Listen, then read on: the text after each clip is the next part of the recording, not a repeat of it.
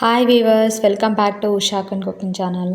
ఈరోజు మనం ఈ సమ్మర్లో మనకి మామిడికాయలు అనేవి బాగా దొరుకుతాయి కదా. సో వాటితోటి అప్పటికప్పుడు ఇన్స్టెంట్గా మామిడికాయ పచ్చడి అనేది ఎలా చేసుకోవాలో చూపించేస్తాను రండి. దానికి కావాల్సిన పదార్థాలు చెప్తాను, నోట్ చేసుకోండి. ఒక మామిడికాయని తీసుకొని ఇలా కొంచెం చిన్న ముక్కల్లా కట్ చేసి పక్కన పెట్టేసేసుకోవాలి. బాగా పుల్లగా ఉండే మామిడికాయ తీసుకోండి, అప్పుడే పచ్చడి టేస్ట్ అనేది చాలా బాగుంటుంది. చూడండి, ఇలా చిన్న చిన్న ముక్కల్లా కట్ చేసి పక్కన పెట్టేసేసుకొని ఆ ముక్కలన్నిటినీ కూడా మిక్సీ జార్లో యాడ్ చేసేసుకోవాలి.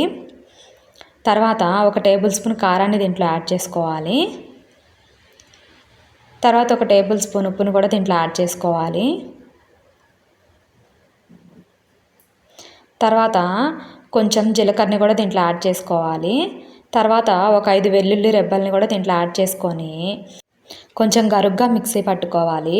లైక్ మనం రోట్లో దంచుకుంటే ఎలా అయితే ఉంటుందో అలా ఉండాలన్నమాట పచ్చడి అనేది.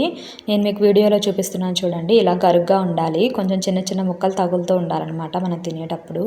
ఇలా మిక్సీ పట్టి పక్కన పెట్టేసేసుకొని దీన్ని తాలింపు వేసుకోవడానికి ఒక ప్యాన్ తీసుకొని స్టవ్ మీద పెట్టేసేసి మంటను లో ఫ్లేమ్లో పెట్టి ఒక 4 టేబుల్ స్పూన్ల ఆయిల్ని దాంట్లో యాడ్ చేసుకోవాలి. ఆయిల్ అనేది కొంచెం హీట్ అయిన తర్వాత 1 టేబుల్ స్పూన్ తాలింపు గింజలను దాంట్లో యాడ్ చేసుకోవాలి. అలాగే ఒక 2 ఎండుమిరపకాయలను కూడా దాంట్లో యాడ్ చేసుకొని కొంచెం కచ్చా పచ్చిగా దంచిన వెల్లుల్లి రెబ్బల్ని దీంట్లో యాడ్ చేసుకోవాలి. తర్వాత కొంచెం కరివేపాకును కూడా దాంట్లో యాడ్ చేసుకొని ఈ మొత్తం ఒక 2 నిమిషాల పాటు బాగా ఫ్రై అయ్యే వరకు బాగా ఫ్రై చేసుకోవాలి.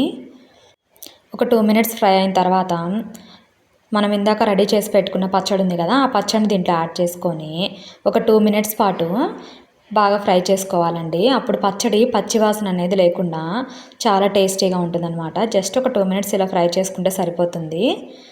చూడండి, మన పచ్చడి అనేది ఇంకా రెడీ అయిపోయింది. ఇంకా స్టవ్ ఆఫ్ చేసేసుకొని ఈ పచ్చడిని ఒక బౌల్లో యాడ్ చేసేసుకోవాలి.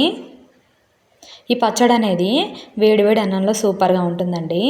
మీరు ఈ పచ్చడిని బయట పెట్టుకుంటే 3 డేస్ పాటు పాడవకుండా ఉంటుంది. ఒకవేళ ఫ్రిడ్జ్లో కానీ పెట్టుకుంటే 1 వీక్ వరకు స్టోర్ ఉంటుందండి. సో మీకు ఎప్పుడైనా తినాలనిపించినప్పుడు ఇన్స్టెంట్గా అప్పటికప్పుడు ఇలా మామిడికాయ పచ్చడి చేసుకొని తినండి. వేడివేడి అన్నంలో చాలా బాగుంటుంది. మీరు ఖచ్చితంగా ట్రై చేసి మీకు ఎలా వచ్చిందో నాకు కమెంట్ చేయండి. మీకు ఇలాంటి రెసిపీస్ ఏమైనా కావాలంటే కమెంట్లో పెట్టండి, నేను చేసి చూపిస్తాను.